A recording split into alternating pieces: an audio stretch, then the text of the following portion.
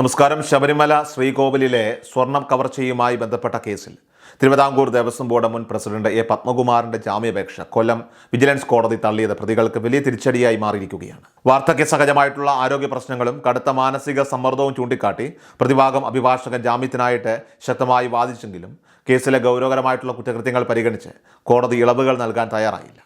ശബരിമലയിലെ പവിത്രമായ ആഭരണങ്ങളിലും നിർമ്മാണ സാമഗ്രികളിലുമൊക്കെ തന്നെ കൈകടത്തിയവർക്ക് നിയമപരമായിട്ടുള്ള ആനുകൂല്യങ്ങൾക്ക് അർഹതയില്ലെന്ന് കോടതി പരോക്ഷമായി വ്യക്തമാക്കി. ജാമ്യാപേക്ഷ തള്ളിയ വാർത്തയറിഞ്ഞ പത്മകുമാർ ജയിലിൽ കടുത്ത മാനസിക അസ്വസ്ഥതകൾ പ്രകടിപ്പിച്ചതായിട്ട് റിപ്പോർട്ടുകളുണ്ട്.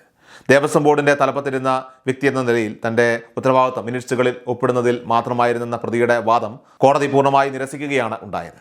അന്വേഷണ സംഘം കോടതിയിൽ സമർപ്പിച്ച റിപ്പോർട്ടുകൾ അത് പത്മകുമാറിനെതിരെ അതീവ ഗുരുതരമായിട്ടുള്ള കണ്ടെത്തലുകളാണ് നിരത്തുന്നത്. ശ്രീകോവിലിലെ കട്ടിളപ്പാളികൾ സ്വർണം പൊതിഞ്ഞതാണെന്ന് കൃത്യമായ അറിവുണ്ടായിട്ടും ഔദ്യോഗിക രേഖകളിൽ അവ ചെമ്പ് പാളികളെന്ന് തിരുത്തി എഴുതിയത് ബോധപൂർവമായിട്ടുള്ള ഗൂഢാലോചനയുടെ ഭാഗമാണെന്ന് അന്വേഷണ സംഘം കണ്ടെത്തിയിട്ടുണ്ട്. ഈ വ്യാജരേഖകൾ ഉപയോഗിച്ച് വിലപിടിപ്പുള്ള സ്വർണം പുറത്തു കടത്താൻ പത്മകുമാർ തൻ്റെ കൈപ്പടയിൽ അനുമതി നൽകിയതായിട്ടും തെളിവുകൾ വ്യക്തമാക്കുന്നു. തന്ത്രിയുടെ അനുമതിയോ ബോർഡിൻ്റെ പൊതുവായ തീരുമാനമോ ഇല്ലാതെ ഇത്തരം നിർണായകമായ കാര്യങ്ങളിൽ ഇടപെട്ടത് വലിയ ഔദ്യോഗിക കൃത്യവിലോപമായിട്ടും അഴിമതിയായുമാണ് കോടതി കണക്കാക്കുന്നത്. അന്വേഷണ സംഘം ഹാജരാക്കിയ രേഖകളും മുൻപ് ഹൈക്കോടതി നടത്തിയ പരീക്ഷണങ്ങളും പ്രതിക്ക് ജാമ്യം നിഷേധിക്കുന്നതിൽ പ്രധാന പങ്കുവഹിച്ചു. കേസിലെ മറ്റ് പ്രതികളായിട്ടുള്ള ഉണ്ണികൃഷ്ണൻ പോറ്റി, മുൻ അഡ്മിനിസ്ട്രേറ്റീവ് ഓഫീസർ മൂരാരി ബാബു എന്നിവരെ കോടതി 14 ദിവസത്തേക്ക് കൂടി റിമാൻഡ് ചെയ്തിട്ടുണ്ട്. ദ്വാരപാലക ശില്പങ്ങൾ കടത്തിയതുമായും കട്ടൽപ്പാളി കേസുമായി ബന്ധപ്പെട്ടും സമർപ്പിക്കപ്പെട്ട ജാമ്യാപേക്ഷകൾ കോടതി വരും ദിവസങ്ങളിൽ പരിഗണിക്കും.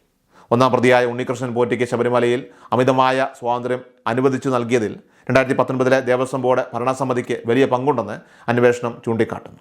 അന്നത്തെ വകുപ്പ് മന്ത്രി ഉൾപ്പെടെയുള്ള പ്രമുഖരുമായിട്ട് പ്രതികൾക്ക് ഉണ്ടായിരുന്ന അടുത്ത ബന്ധം കവർച്ച ആസൂത്രണം ചെയ്യുന്നതിനും നടപ്പിലാക്കുന്നതിനും ഇവർക്ക് സഹായകരമായി മാറിയെന്നാണ് വിലയിരുത്തപ്പെടുന്നത്. അന്വേഷണ പുരോഗതിയിൽ ഹൈക്കോടതി സംതൃപ്തി രേഖപ്പെടുത്തിയതോടുകൂടി വമ്പൻ സ്രാവുകളിലേക്ക് അന്വേഷണം നീളുമെന്ന് ഉറപ്പായിട്ടുണ്ട്.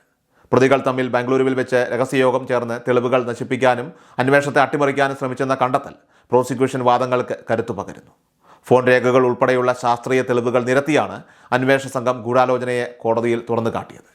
ഗോവർദ്ധൻ, പങ്കജ് ഭണ്ഡാരി തുടങ്ങിയ പുറത്തുനിന്നുള്ള വ്യക്തികൾക്ക് ശബരിമലയിലെ സ്വർണത്തിൻ്റെ അളവിനെക്കുറിച്ച് കൃത്യമായ ധാരണയുണ്ടായിരുന്നുവെന്നും ഇവർക്ക് ബോർഡ് ഉദ്യോഗസ്ഥരിൽ നിന്നും ഭരണകർത്താക്കളിൽ നിന്നുമൊക്കെ തന്നെ സഹായം ലഭിച്ചിരുന്നുവെന്നും വ്യക്തമാണ്. തന്ത്രി ആവശ്യപ്പെടാതെ തന്നെ അറ്റകുറ്റപ്പണികളുടെ പേരിൽ സ്വർണം കടത്താൻ ശ്രമിച്ചതും തന്ത്രി ഒപ്പിട്ടെന്ന് പറയപ്പെടുന്ന മകസറുകൾ വ്യാജമാണെന്ന് തെളിഞ്ഞതുമൊക്കെ തന്നെ പ്രതികളുടെ കുറ്റകരമായിട്ടുള്ള ഉദ്ദേശത്തെ ഇവിടെ ശരിവെക്കുന്നതാണ്. നിലവിൽ പ്രതികളെല്ലാവരും തന്നെ ജയിലിൽ കടുത്ത നിയന്ത്രണങ്ങൾ ഇപ്പോൾ നേരിടുകയാണ്. ലഭ്യമായിട്ടുള്ള വിവരങ്ങളനുസരിച്ച് ആരോഗ്യപരമായ കാരണങ്ങളാൽ എൻ വാസുവിന് ചില ഇളവുകൾ അനുവദിച്ചിട്ടുണ്ടെങ്കിലും പത്മകുമാറിനും വിജയകുമാറിനും ജയിലിൽ യാതൊരു വിധത്തിലുള്ള പ്രത്യേക പരിഗണനയും ലഭിക്കുന്നില്ല.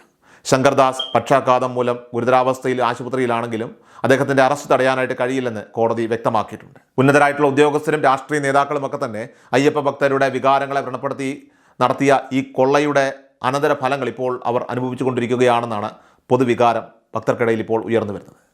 രാഷ്ട്രീയ സംരക്ഷണത്തിൽ നിന്ന് രക്ഷപ്പെടാനുള്ള ഇവരുടെ ശ്രമങ്ങളെല്ലാം കോടതിയുടെ കർക്കശമായിട്ടുള്ള നിലപാടുകൾക്ക് മുന്നിൽ പരാജയപ്പെടുകയാണ്. പത്മകുമാർ തൻ്റെ മൊഴികളിൽ സൂചിപ്പിച്ച ദൈവതുല്യനായിട്ടുള്ള വ്യക്തിയിലേക്ക് അന്വേഷണം നീളുമോ എന്നാണ് കേരളം ഇപ്പോൾ ഉറ്റുനോക്കുന്നത്. തന്ത്രിയെയോ മന്ത്രിയെയോ ആണോ ഈ പരാമർശം കൊണ്ട് അദ്ദേഹം ഉദ്ദേശിച്ചതെന്ന കാര്യത്തിൽ വ്യക്തത വരേണ്ടതുണ്ട്.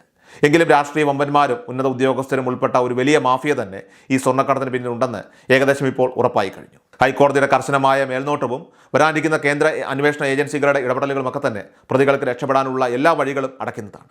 ശബരിമലയുടെ പവിത്രതയെ തന്നെ വിപണനം ചെയ്ത കാട്ടുകള്ളന്മാരെ നിയമത്തിന് മുന്നിൽ കൊണ്ടുവരുന്ന നിർണായകമായിട്ടുള്ള വിധിക്കായിട്ട് മലയാളികൾ കാത്തിരിക്കുകയാണ്.